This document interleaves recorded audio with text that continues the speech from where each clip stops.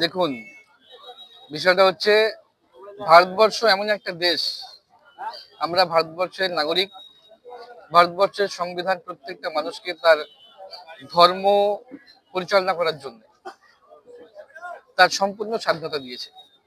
একজন মানুষ যিনি হিন্দু ধর্মের মানুষ, আমার হিন্দু ভাইরা, তাদের যেমন মন্দির প্রতিষ্ঠা করার সম্পূর্ণ স্বাধীনতা রয়েছে, অনুরূপভাবে একজন মুসলিম ভাইয়ের মসজিদকে তৈরি করার সম্পূর্ণ স্বাধীনতা রয়েছে। সুতরাং বাবরি মসজিদ একটা বিতর্কিত নাম। এই বিষয় নিয়ে যিনি মসজিদ স্থাপন করার চেষ্টা করেছেন, আগে উনি সম্পূর্ণ করুন, তারপর বিষয়টা আমরা সবিস্তারে আপনার সঙ্গে তুলে ধরবো। তিনার যে উদ্দেশ্য আগে তিনি সফল করুন। ধর্ম নিরপেক্ষতা দেশ, এখানে কে মসজিদ কে মন্দির কে গির্জা করবে, এতে কারোর বাধা নিষেধ নেই, প্রশাসনিক ভাবে বাধা নিষেধ নেই, তার ব্যক্তিগত ইচ্ছা সে করতে পারে। আজকে কোন বিষয় নিয়ে এই পথসভা এবং